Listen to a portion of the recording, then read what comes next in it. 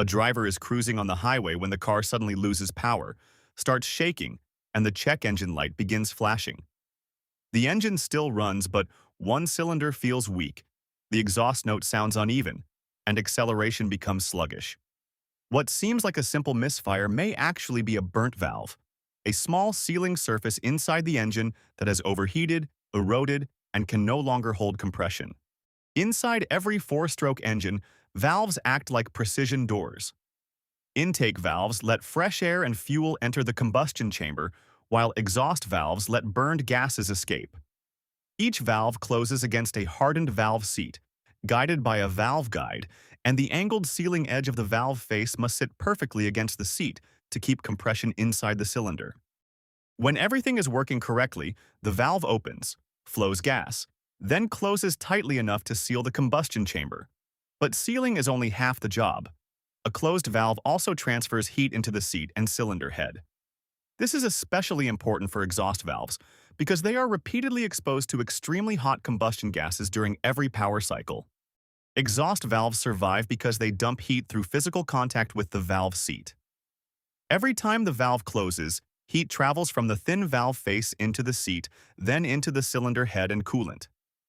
If that contact is reduced, the valve edge becomes hotter than intended, and the thin metal margin can begin to oxidize, pit, or erode. Intake valves usually live an easier life. They are cooled by the incoming air charge, and in port-injected gasoline engines, fuel evaporation adds even more cooling.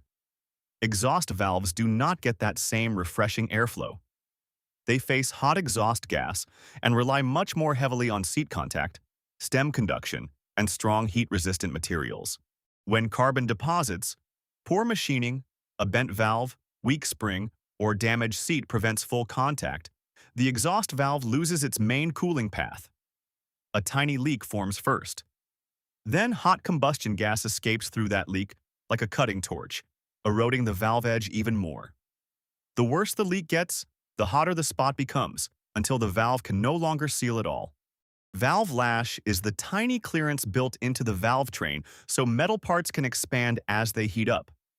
If the engine uses mechanical adjusters, this clearance must be checked and set. If it uses hydraulic lash adjusters, oil pressure normally compensates automatically. Either way, the valve still needs to close fully when hot. A valve that is adjusted too tight may not fully seat after the engine warms up. This is dangerous for exhaust valves because they lose both compression sealing and cooling time. The driver may not hear much noise. In fact, the valve train may sound quieter. But inside the engine, the exhaust valve is slowly overheating every time it fails to sit firmly on its seat. Too loose clearance is a different problem. It usually causes ticking noise, impact wear, reduced valve lift, and rough running. But it is not the classic direct path to a burnt valve. The bigger burnt valve risk comes from tight lash, because tight lash steals the valve's ability to sit, seal, and cool. A lean air-fuel mixture means the cylinder is getting too much air or too little fuel compared with what the engine management system expects. Under load, a poorly controlled lean condition can raise exhaust temperature, slow combustion, and send hotter gases past the exhaust valve. Very lean mixtures can misfire or behave differently. So the key danger is not lean is always hotter, but uncontrolled lean operation can overheat the exhaust valve. Lean conditions often come from ordinary faults: vacuum leaks, cracked intake hoses, dirty mass airflow sensors, weak fuel pumps, restricted injectors, oxygen sensor problems, or aggressive tuning. A driver might feel hesitation, surging, pinging under load, or see fuel trim and misfire codes. Sometimes only one clogged injector runs one cylinder lean, so one exhaust valve suffers while the others look fine. Normal combustion is a controlled flame front that starts at the spark plug and travels smoothly across the chamber. Detonation, or knock, happens when the remaining air-fuel mixture auto-ignites after the spark and creates sharp pressure waves.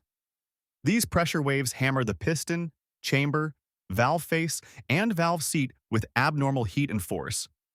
Pre-ignition is even more dangerous because the mixture lights before the spark plug fires, often from a glowing hot spot such as carbon deposits, an overheated spark plug, or a sharp chamber edge.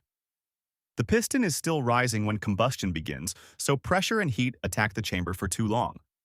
A valve seat must be smooth, round, and correctly aligned.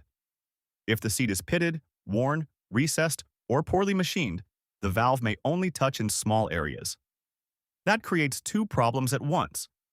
The cylinder leaks compression, and the valve loses its heat transfer path. Hot gases then erode the weak spot until the valve face becomes visibly burned.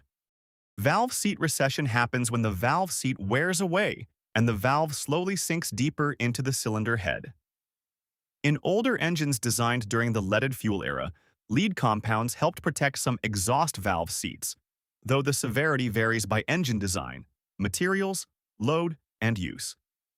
In affected engines, recession can tighten valve lash and reduce seat geometry until the valve overheats. The valve seat can only cool the valve if the cylinder head itself is under control. Low coolant, a clogged radiator, a stuck thermostat, a failed fan, a bad water pump, or trapped air can raise head temperature dramatically. Once the head is too hot, the exhaust valve is trying to dump heat into metal that is already overheated.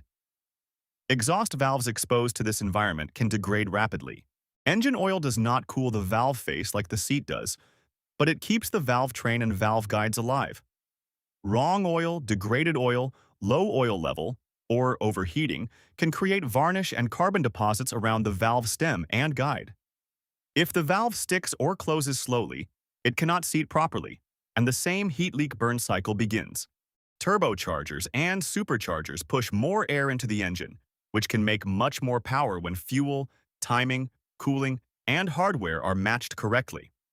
But more boost also means higher cylinder pressure, more exhaust flow, and greater thermal load on the exhaust valves. A poor tune, weak fuel system, high back pressure, or inadequate intercooling can push valves beyond their design margin. Valve material determines how much heat, pressure, and chemical attack a valve can survive. Standard steel alloys may be fine for normal engines, while high-output engines may use sodium-filled exhaust valves or high-temperature alloys such as Inconel. Material choice is a balance of strength, heat transfer, weight, cost, and compatibility with the valve seat. A burnt valve rarely announces itself politely. The warning signs may include rough idle, one-cylinder misfire, loss of power, hard starting, popping through the exhaust, low compression, or a leak-down test that sends air out the tailpipe. These symptoms appear because the valve can no longer seal the combustion chamber tightly. Preventing burnt valves comes down to protecting heat control and sealing. Check valve clearance when required. Keep the cooling system healthy, fix lean conditions early, use the correct oil, monitor knock, and avoid aggressive tuning without the fuel, cooling, and hardware upgrades to support it. A valve is small, but it depends on the entire engine system around it. A burnt valve is usually not a random failure. It is the end result of too much heat, too little seating, poor cooling, abnormal combustion, bad lubrication, weak materials, or a combination of several small problems. When the valve face can sit cleanly on the seat and shed heat the way engineers intended, the engine can keep its compression, power, and reliability for a very long time.